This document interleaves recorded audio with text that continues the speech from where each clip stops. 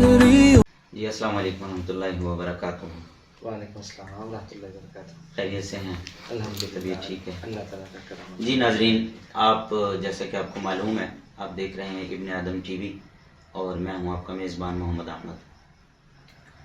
میں تھوڑا سا شروع سے آپ کو تعارف کروا دوں۔ جیسا کہ آپ کو معلوم ہے، ہمارا یہ ٹی وی ابن آدم کے نام سے بیسک اس کے اندر تو ہماری جو کوشش ہے زیادہ سے زیادہ اسلامک معلومات اور اسلامی حوالے سے گفتگو اور علماء حضرات، مفتیان اکرام، اور اسی طرح ہمارا یہ ابن آدم ٹی وی دراصل ہمارے ایک ادارے کو، ہمارے ویلفیئر فاؤنڈیشن ابن آدم فاؤنڈیشن اور مدرسہ ابن آدم کو یہ ریپرزینٹ کرنے کے لیے بنایا گیا ہے، اور اس کے اندر مختلف چیزیں ہیں۔ بچوں کا بھی بیچ میں پروگرام آتا رہتا ہے، نعتیں وغیرہ، تلاوت وغیرہ بیچ میں آتی رہتی ہیں، اور کبھی کبھی ہم کسی مہمان شخصیت کو بھی بلا لیا کرتے ہیں اور اسے ہم بطور انٹرویو کے، ویسے تو وہ ہماری اسلامی گفتگو ہوتی ہے، کچھ سوال و جواب ہوتے ہیں پرسنلی طور پہ، اور کچھ اسلامی حوالے سے اور کچھ ذاتی حوالے سے، جیسا کہ عام طور پہ رواج ہے۔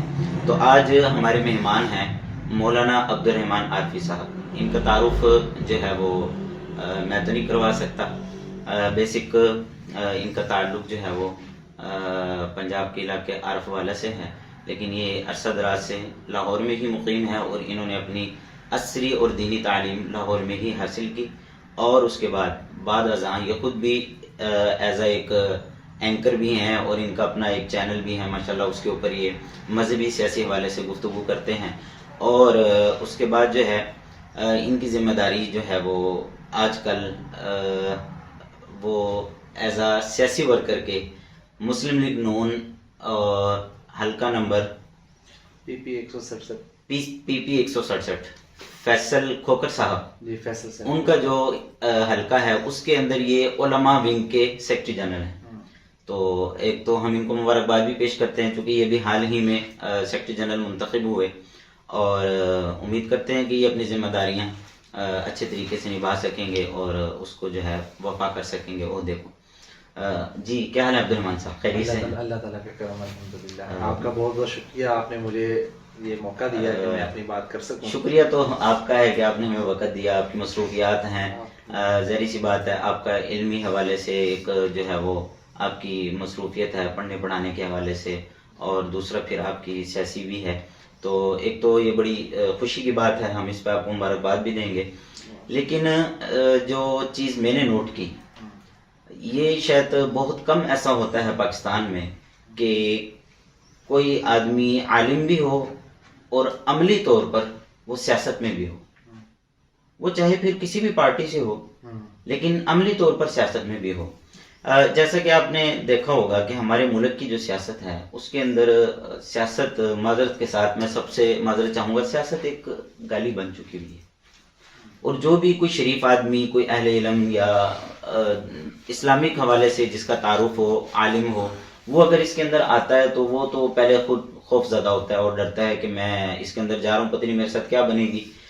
اور جو ہے وہ خاص طور پہ پنجاب کے اندر میں آپ سے یہ پوچھوں گا بھی صحیح کہ اس کی کیا وجہ ہے کہ دینی طبقہ عملی طور پر سیاست سے دور ہے۔ دیگر علاقوں میں اگر دیکھا جائے، خیبر پختونخوا میں اور بلوچستان میں اور کسی حد تک سندھ میں بھی مذہبی سیاسی حوالے سے عملی طور پر بہرحال علماء کسی حد تک موجود ہیں، تو پنجاب میں یہ نہیں ہے۔ اور آپ کا یہ جو ایکسپیرینس، فرسٹ ایکسپیرینس میں تو دیکھ رہا ہوں کہ آپ عالم بھی ہیں، اور بیک وقت آپ کا پڑھنے پڑھانے کا معمول بھی ہے مدرسے میں، اور آپ سیاست کے ساتھ بھی۔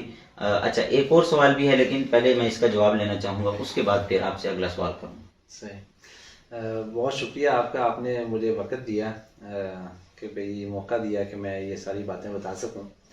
آپ نے کافی تفصیل کے ساتھ ساری بات کر دی، تعارف میرا اتنا لمبا کروایا، اور میں یقیناً یہ کچھ بھی نہیں ہوں جو آپ نے باتیں کی ہیں، یہ آپ کی محبت ہے کہ آپ نے مجھے اتنا سمجھا۔ تو دراصل سیاست کے بارے میں میں ذرا ایک بات بڑی کلیئر کر دینا چاہتا ہوں، جو لوگ دیکھ رہے ہیں آپ کے سامنے بھی اور تمام سب کے سامنے، کہ سیاست جو ہے یہ کام ہی علماء کا تھا۔ اچھا، یہ کام ہی علماء کا تھا، دوسرے حضرات کو تو کام ہی نہیں تھا۔ علماء نے چھوڑا، کسی نے تو جگہ پر کرنی تھی نا، وہ تو ٹھیک ہے، لیکن آپ یہ کس بنیاد پہ مطلب آپ یہ کہہ رہے ہیں کہ کام ہی علماء کا تھا، مطلب صرف علماء کا کام تھا، تو یہ کس وجہ سے؟ کیوں کوئی اور اچھا، آدمی سیاست نہیں کر میں سکتا؟ ایک اور بات کر دوں آپ کے اس جملے میں سے. علماء سے مراد کیا ہے؟ جی علماء سے مراد مروجہ علماء نہیں ہے جو ہمارے درمیان موجود. علماء سے مراد ہر اہل علم شریف آدمی ہے. اچھا. ہر شریف آدمی اہل علم جو ہے آج کل تو وہ علماء میں پہ مراد تو میں آپ کی بات کاٹ رہا ہوں، علماء کا تو آج کل جو تصور ہے وہ تو یہ نہیں ہے کہ جس نے کسی بھی مدرسے سے سند حاصل کی ہو اور وہ دورہ حدیث کیا ہوا ہو، یا غالباً جو آپ کا شاید وہ بورڈ ہے، کیا نام ہے، وفاق المدارس ہے شاید، مدارس. اس سے ہو، یا کوئی بھی جو دینی مدارس کے جو بورڈ ہیں اس سے جس نے درس نظامی کی اور ایم اے عربی کی ڈگری لی ہو وہ عالم شمار کیا جاتا ہے. میں نے نا اس بات کا جواب آپ کو پہلے ہی دے دیا تھا. اچھا کہ مروجہ ٹھیک ہے. تو یہ جو ہے نا یہ ایک ہمارا ایک مروج کرتا ہے کہ اس سے نا آپ اس کی علماء کی ایک اصطلاحی تعریف کہہ سکتے ہیں، ورنہ لغوی اعتبار سے اور ایک معاشرتی اعتبار سے علماء جو ہیں ہر اہل علم کو کہا جاتا ہے جو اپنے علم کا صحیح استعمال کر رہا ہو. ہر شریف آدمی، اہل علم آدمی جو ہے وہ علماء کے اندر شمار ہوتا ہے. پھر آپ کو اس سے اختلاف یا اتفاق وہ آپ کی اپنی مرضی ہے، آپ اسے کریں نہ کریں، وہ آپ کا اپنا مسئلہ ہے. اب آپ نے پوچھا کہ آپ کس بنیاد کے اوپر کہہ رہے ہیں کہ یہ کام علماء کا تھا. وہ میں آپ کو بتا دوں کہ آپ صلی اللہ علیہ وسلم کی حدیث بھی ہے کہ بنی اسرائیل کے انبیاء جو تھے وہ سیاست کیا کرتے تھے. بالکل. میں آخری نبی ہوں، میرے بعد کوئی نبی نہیں آئے گا. تو پھر آپ صلی اللہ علیہ وسلم کی ایک اور حدیث ہے جس میں آپ صلی اللہ علیہ وسلم نے ارشاد فرمایا کہ علماء جو ہیں وہ میرے وارث ہیں. گویا کہ آپ صلی اللہ علیہ وسلم نے ان دو حدیثوں کو اگر اکٹھا کر کے دیکھیں نا تو ہمیں یہ پتہ چلتا ہے کہ آپ صلی اللہ علیہ وسلم نے بتا دیا کہ بنی اسرائیل کے انبیاء سیاست کیا کرتے تھے، میں آخری نبی ہوں. گویا کہ انبیاء جو سیاسی بھی ہوتے تھے وہ میں آخری ہوں. اب میری وراثت آگے چلنی ہے اور میرے وارث کون ہیں؟ وہ علماء ہیں. وہ علماء ہیں. اس طرح میں نے سیاست کی ہے، یہ میرے بعد صحابہ سیاست کریں گے، اس طرح ان کے بعد آگے تابعین، تبع تابعین، علماء، ائمہ، فقہا آگے سیاست کرتے چلے جائیں گے. اور ایک بڑے لمبے عرصے تک ہمارے حضرات اکابر نے سیاست کی اور اس میں کامیابی دکھائی اپنی. اپنے انہوں نے جو تھے نا جسے آپ کہہ لیں کہ جھنڈے گاڑے اس میدان میں، اپنا لوہا منوایا انہوں نے. بالکل. جبکہ برے صغیر کے اندر میں بڑی معذرت کے ساتھ یہ بات کرنا چاہتا ہوں کہ ہمارے حضرات کو ان بات کا علم ہی نہیں ہے. برے صغیر کے اندر جس وقت انگریز آیا تو انگریز کو بھگانے کے لیے سب سے پہلے جدوجہد کس نے شروع کی تھی؟ جی وہ بالکل. یہ تو میں آپ کو بتاؤں ایک بڑے مشہور عالم ہیں جن کو شاید آپ بھی جانتے ہوں گے. ایک دفعہ میں نے ان کے سامنے یہ بات رکھی، میں اس وقت پڑھتا تھا تو ایک مجلس ہو رہی تھی، ان کا اس میں خطاب تھا، تو میں نے خطاب کے درمیان ان سے کہا، میں نے کہا حضرت یہ جدوجہد تو علماء کی شروع کی ہوئی تھی، تو آپ اس کے بارے میں کیوں نہیں اویئرنیس پیدا کرتے؟ تو وہ آگے سے مجھے لڑ پڑے. اچھا. تو کہتے آپ کو کیا ہو گیا کہ آپ ان باتوں کے اندر پڑ گئے، چھوڑو دفعہ مارو اسے. تو گویا کہ ہم اس بات کو ماننے کے لیے تیار ہی نہیں ہے کہ یہ ہمارا کام ہے. یہ ہمارا کام ہے. جی بالکل. آپ نے کہا نا کہ پنجاب کے اندر یہ رجحان کیوں نہیں ہے، دوسرے صوبوں کے اندر رجحان ہے.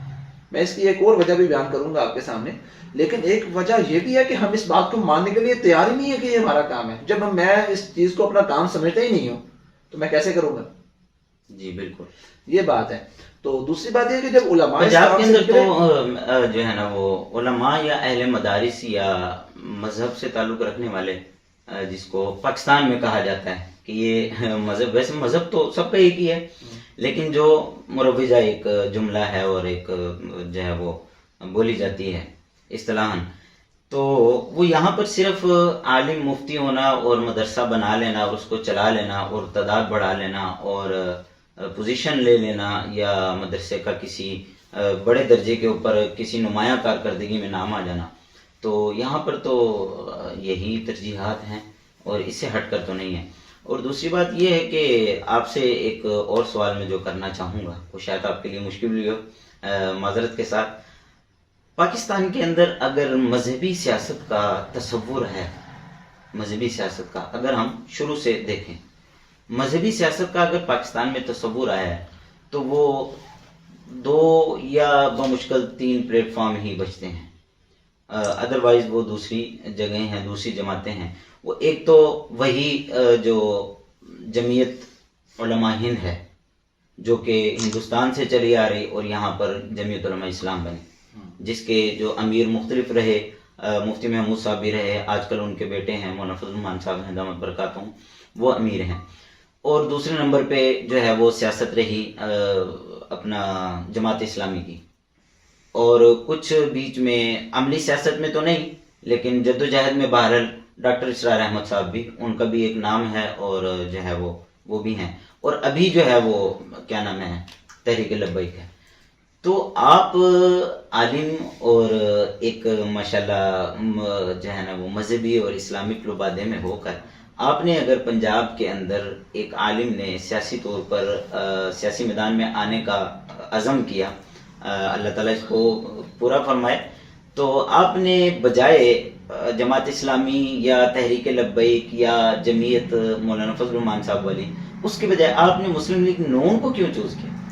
اس کی کیا وجہ ہے؟ میں آپ نے بڑا پیارا سوال کر رہی ہے اور بہت ہی مشکل سوال کر لیا ہے۔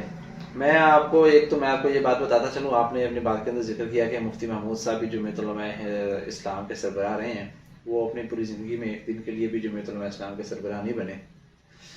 ہاں البتہ یہ کریڈٹ ان کو ضرور جاتا ہے کہ جس وقت پاکستان بنا اور جمعیت علماء بکھر گئی، ساری ختم ہو گئی، تو دوبارہ جمعیت علماء کی تاسیس نو کا کریڈٹ ان کو ضرور جاتا ہے، لیکن وہ انہوں نے اکٹھی کر کے بھی جمعیت علماء کی امارت اپنے پاس نہیں رکھی۔ انہوں نے جو اس منصب کے اہل تھے ہم اس کو یہ کہہ سکتے ہیں، ہم اس کو یہ کہہ سکتے ہیں کارکن کی حیثیت سے اس کے ساتھ وہ چلے۔ ہم اس کو یہ کہہ سکتے ہیں کہ جیسے کہ آج کل کے موجودہ سیاست میں جو پاکستان کے اندر چل رہا ہے، اب ایک اتحاد قائم ہوا ہے پی ڈی ایم، اب اس کے اندر بہت ساری جماعتیں ہیں، ہر ایک جماعت کا اپنا کاز ہے، وہ اس کے اوپر چل رہی ہیں اور کام کر رہی ہیں، لیکن اس اتحاد کے اندر بہرحال وہ کسی درجے میں وہ کچھ چیزوں کے اندر وہ متفق ہو کر وہ چل رہے ہیں، اور اس میں ایک سرپرست ہیں وہ مولانا فضل الرحمان صاحب ہیں۔ بیان اسی طرح مفتی محمود صاحب بھی، وہ اگرچہ امارت کے عہدے پر باقاعدہ طور پر نہیں آئے لیکن وہ بہرحال ایک سرپرست کی حیثیت رکھتے ہیں۔ بالکل رکھتے تھے جی۔ تو آپ نے جو سوال کیا نا کہ مسلم لیگ نون ہی کیوں چوز کی، اس کی وجہ یہ ہے کہ ہمارا کام جو ہے نا سیاست میں آنے کا، وہ یہ نہیں ہوتا کہ ہم کوئی بڑے بڑے عہدے لیں یا ہم وزیر اعظم وزیر اعلیٰ بن جائیں، یا دیگر آپ نے جو جماعتوں کے نام لیے ان کے بھی مقاصد یہ نہیں ہیں، اور ہمارے مقصد بھی یہ نہیں ہے کہ ہمارا مقصد صرف اور صرف یہ ہوتا ہے سیاست کے اندر آنے کا یا علماء کا دیگر صوبوں کے اندر یا پنجاب کے اندر صرف اور صرف یہ ہوتا ہے کہ اپنے عزیز پاکستان کی نظریاتی اور جغرافیائی سرحدوں کا جو ہے نا وہ تحفظ ہوتا رہے، بس۔ بالکل جغرافیائی سرحدوں کا تحفظ کرنے کے لیے ہماری افواج پاکستان اپنے طور پر کام کر رہی ہیں اور بڑی جواں مردی کے ساتھ کام کر رہی ہیں، لیکن نظریاتی سرحدوں کے اوپر جو ہے نا وہ ہر دور کے اندر حملے کرنے کی کوشش کی جاتی رہی ہے، اس کے اندر ہم کافی حد تک کامیاب بھی ہوتے رہے ہیں، لیکن جن ادوار میں ہم کامیاب ہوئے ہیں نا، ان ادوار میں اگر ہم دیکھیں نا کہ ہم کس طرح کامیاب ہوئے ہیں، تو وہ ہمیں اس بات کا اندازہ پتہ چلتا ہے کہ اس وقت مسلم لیگ نون یا تحریک انصاف یا پیپلز پارٹی میں شامل ہونا کیوں ضروری ہے۔ آج کل کی ترجیحات تو یہ ہے کہ جس طرف حکومت بندی نظر آئے تو اسی طرح موو کر جائے، جیسا کہ ان 2000 کے بعد سے لے کر 23 تک ابھی تک یہی چلتا ہے۔ لیکن میں آپ کو بتاؤں کہ میں نے مسلم لیگ نون اس وقت جوائن کی جس وقت مسلم لیگ نون جو ہے نا وہ عتاب کا شکار کڑے وقت میں تھی۔ میں اس وقت چاہتا تو میں پی ٹی آئی جوائن کرتا، اور میں آپ کو حقیقت بتاؤں مجھے پی ٹی آئی کی طرف سے آفرز ہوئی بھی، انہوں نے کہا بھی صحیح کہ آپ ہمارے ساتھ ہیں، اور مسلم لیگ نون جوائن کرنے کے بعد بھی مجھے کافی ساری جماعتوں کی طرف سے آفرز آئی کہ آپ ان کو چھوڑ کے ہماری طرف آئیں، اور ایک نے تو مجھے اوور آل اپنی جماعت کا، میں آپ کو انٹرویو کے اندر میں آپ کو اس کا نام نہیں لوں گا، البتہ بعد میں آپ کو شاید بتا دوں، تو انہوں نے مجھے اس بات کی آفر کی کہ ہم اپنا جو لاہور کا علماء ونگ کا نہیں، اوور آل جو صدر ہے لاہور کا، اس کو ہٹا کر آپ کو صدر بنا دیتے ہیں، اور دوسرے ٹینور میں انہوں نے کہا ہم آپ کو پنجاب میں لے جائیں گے، صوبے کے اندر جنرل سیکرٹری انہوں نے کہا ہم آپ کو بنائیں گے، لیکن میں نہیں گیا۔ وجہ میں آپ کو بتاتا ہوں اس کی، کہ بھئی ایک تو یہ کہ ہم اس رجحان کو دیکھ کر سیاست میں یا مسلم لیگ عہدے کے پیچھے نہیں آئے۔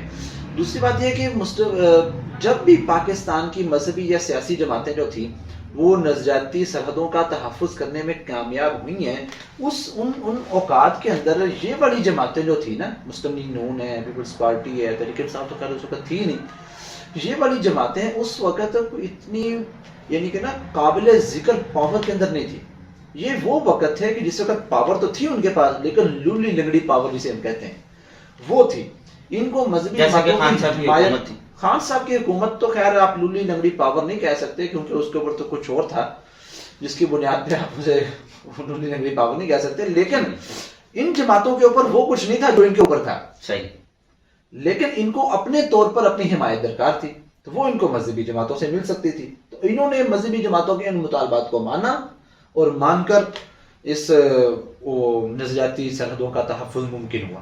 لیکن اب خان صاحب کی جو گورنمنٹ آئی نا تو ہمیں اس بات کا اندازہ ہوا کہ آئندہ جو سیاست آ رہی ہے نا اس کے اندر اس بات کی کوشش کی جا رہی ہے کہ مذہبی جماعتوں کی جو ایک پہلے ضرورت ہوا کرتی تھی کہ جو دوسری جماعتیں تھیں وہ مذہبی جماعتوں کی حمایت کے بغیر اپنی حکومت نہیں بنا پاتی تھی، جس کی وجہ سے مذہبی جماعتیں اپنے مذہبی مطالبات منوا لیا کرتے تھے.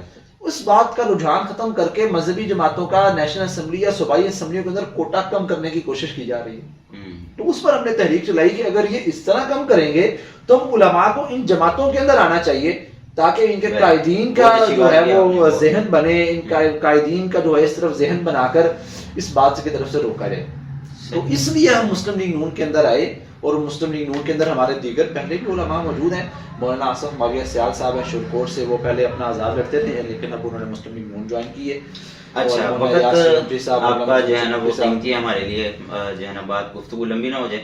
اچھا، ایک سوال آپ سے یہ پوچھنا چاہ رہا تھا کہ آپ نے اب قدم تو رکھ لیا ہے سیاست میں، کیا صرف آپ ایک حلقے کے سیکرٹری جنرل تک محدود رہیں گے یا آگے چل کر الیکشن لڑنے کا بھی ارادہ ہے؟ جی میرا انشاءاللہ بھرپور طریقے سے ارادہ ہے الیکشن لڑنے کا، اور انشاءاللہ میں بھرپور طریقے سے الیکشن لڑوں گا اور پورے جسے کہتے ہیں نا کہ بمبانگے دوہل اور للکار کر الیکشن لڑوں گا. اور اس کے اندر اگر اس کے مقابلے میں آپ کو کسی مذہبی سیاسی جماعت کی طرف سے آفر ہو ٹکٹ کی تو کیا آپ اس کو قبول کریں گے یا ادھر ہی؟ بالکل کروں گا. یہ بات آپ کو کوئی اس طرح نہیں بتائے گا جس طرح میں نے بتائی ہے. اچھا، میں اس وقت ایک سیاسی جماعت کا آن ڈیوٹی عہدے دار ہوں اور جہاں ہم بیٹھے ہیں تو میرا دفتر بھی یہاں سے قریب ہی ہے. یعنی کہ آج کل کے مروجہ نظام کے اندر میں یہاں سے نکلوں گا تو جوتے بھی مجھے قریب ہی پڑ سکتے ہیں جا کے. اچھا، لیکن اس کے باوجود میں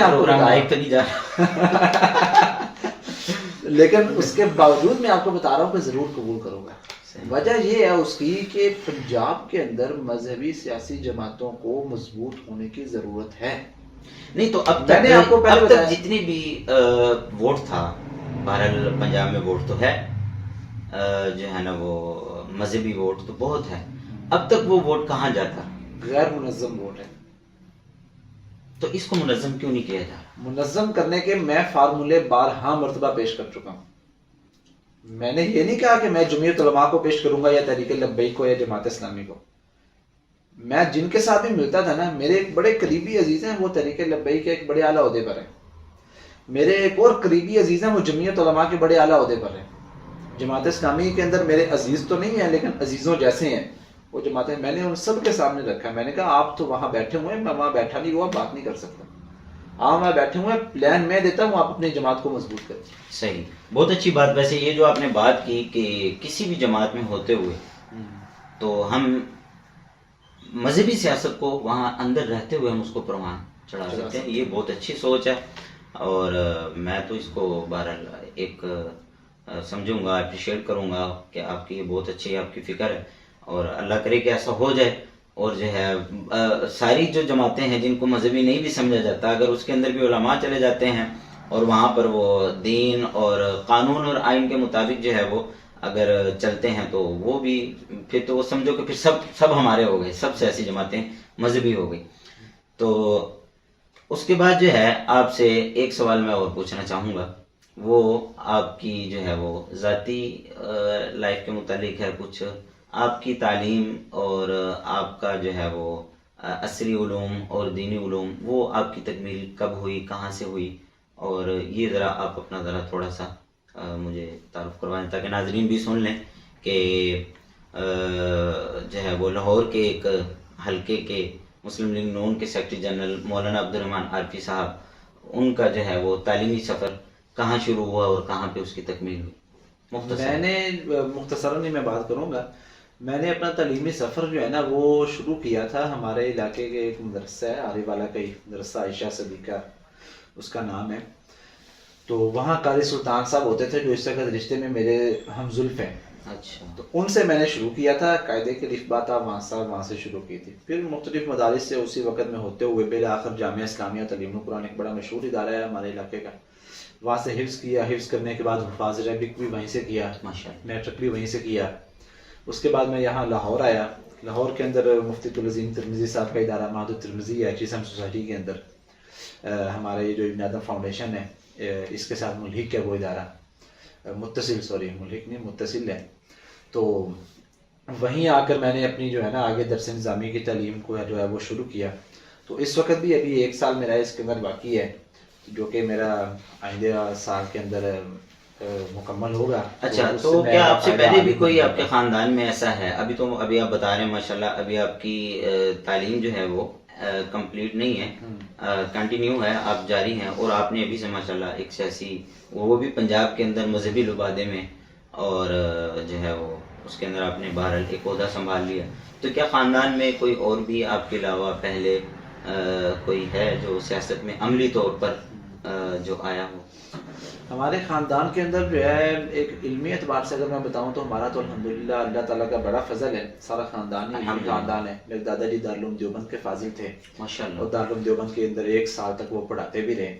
بعد میں پاکستان بن گیا, پڑھانا تو بعد میں بھی تھا, پاکستان بن گیا تو وہ پھر جا نہیں سکے وہاں, چونکہ ہم مہاجر نہیں ہیں, ہم وہاں سے نہیں آئے, ہم پہلے سے ادھر رہ رہے ہیں. اچھا, تو اس لیے وہ دوبارہ وہ یہاں سے پڑھنے کے لیے گئے؟ ہاں, یہاں سے پڑھنے کے لیے گئے تھے. اچھا اچھا اچھا. اور پھر جب عالم بن گئے تو وہیں پڑھانا شروع کر دیا. پھر چونکہ پاکستان رمضان میں بنا تھا تو آپ کو پتا ہے مدارس میں رمضان میں چھٹیاں ہوتی, تو وہ چھٹیاں گزارنے یہاں آئے ہوئے تھے, تو پاکستان بن گیا تو دوبارہ جا ہی نہیں سکے وہاں. اس کے اوپر تو پھر آپ کا ایک مستقل انٹرویو اور بنتا ہے, تو آپ انشاءاللہ مجھے حکم کریں گے, میں ضرور حاضر آج ہوں گا. آپ نے وقت دیا, بہت آپ کا شکریہ. ناظرین, جیسا کہ آپ نے سنا مولانا صاحب کی گفتگو, وہ ایک تو بات یہ ہے جو ہم عوام کو سمجھانا چاہ رہے ہیں کہ سیاست کام ہی علماء کا ہے. اگر ہم علماء کو آپ صلی اللہ علیہ وسلم کی حدیث العلماء ورثۃ الانبیاء اس کے تحت ہم علماء کو نبی کا وارث سمجھتے ہیں, تو کیا وہ وراثت نبی کی وراثت میں کوئی مال و دولت تو ہوتا نہیں. اگر ہوتا تو جو ہے نا وہ نظر آتا یا ملتا, اور جو آپ صلی اللہ علیہ وسلم کے اہل بیت ہیں رضوان اللہ تعالی علیہم اجمعین, حضرت فاطمہ ہیں اور آگے حسن و حسین ہیں, تو ان کے پاس تو کوئی ایسی چیز یا پراپرٹی یا کوئی ایسا رقبہ نہیں تھا جو ان کو وراثت میں ملا ہو. آپ صلی اللہ علیہ وسلم فرمایا کہ میری وراثت یہی علم ہے. تو اگر ہم علماء کو نبی کا وارث سمجھتے ہیں تو ہم اس وراثت کو مصلی اور ممبر تک کیوں محدود کرتے ہیں؟ جیسے کہ ہم کہتے ہیں کہ یہ جو مصلی ہے یہ مصلی رسول ہے, ممبر ہے یہ ممبر رسول ہے, تو ہم نے علماء کو, اہل مذہب کو وہاں تک نبی کی وراثت میں محدود کر دیا ہوا ہے. بلکہ اس میں تھوڑا سا یہ اضافہ کروں گا کہ جنازہ ہو یا نکاح ہو یا جو ہے وہ پیدائش ہو اور وفات کا وقت ہو یا کوئی دم وغیرہ کروانا ہو, تو ہم فوراً سے علماء کی طرف رجوع کرتے ہیں دم کے لیے یا جنازہ پڑھانے کے لیے یا نکاح پڑھانے کے لیے یا عید وغیرہ کے لیے. تو کیا ہم نے یہ تصور قائم نہیں کر دیا کہ وہ جو ہمارے نبی تھے وہ چند رسومات کے نبی تھے؟ پھر تو ایسا, چونکہ ہم جن کے پاس جا رہے ہیں ہم ان کو نبی کا وارث بھی سمجھ رہے ہیں, اور نبی تو فرما رہے ہیں کہ کانت بنو اسرائیل تسوسہم الانبیاء او کما قال علیہ الصلوۃ والسلام. یہ ایک حدیث ہے کہ جو ہے نا وہ بنی اسرائیل کے جو انبیاء تھے وہ سیاست کیا کرتے تھے, اور میں آخری نبی ہوں, گویا کہ آخری سیاستدان بھی وہی ہیں. اب آگے ان کی جو وراثت چلی وہ علماء کے اندر دین کو پھیلانا, پڑھانا اور سکھانا اور چلانا, اور دنیا والوں کو, لوگوں کو دین کی طرف لے کے آنا. تو کیا ہم نے نبی علیہ الصلوۃ والسلام کو صرف چند رسومات تک, ان چند چیزوں کے لیے ہم نے محدود کر دیا؟ تو اس لیے سمجھنا چاہیے کہ علماء ہی کے جو ہے نا یہ شایان شان ہے یہ کام سیاست. اور دوسرا یہ ہے کہ آج کے پروگرام کا مقصد بھی یہی تھا کہ ہم یہ پیغام آپ تک پہنچا سکیں کہ اسلام صرف کوئی نماز, روزہ, حج, زکوٰۃ, جنازہ, نکاح کا نام نہیں ہے, بلکہ اسلام سیاست کے ساتھ جڑا ہوا ہے. شریعت, طریقت, سیاست یہ سب چیزیں جزو ہیں, یہ سب چیزیں ملیں گی تو تب جا کر ہمارا دین مکمل ہوگا. اگر ہم شریعت کو لیتے ہیں, طریقت کو چھوڑ دیتے ہیں تب بھی کامل نہیں ہے, طریقت کو لیتے ہیں, شریعت کو چھوڑتے ہیں تب بھی کامل نہیں ہے, شریعت اور طریقت لیتے ہیں, سیاست چھوڑتے ہیں تب بھی کامل نہیں ہے. یہ ساری چیزیں ہیں, ان کو اکٹھا لے کر چلیں گے تو جب جا کر ہمارا ایمان کامل ہوگا اور ہم ایک مستقل ایک راستے کے اوپر ہم چل سکیں گے. آج کا پروگرام اور گفتگو یہاں تک مکمل ہوئی اور ہم آپ سے گزارش کریں گے کہ ہمارا یہ یوٹیوب چینل لازمی سبسکرائب کریں, ویڈیو کو شیئر کریں اور لائک کرتے رہیں. اللہ حافظ.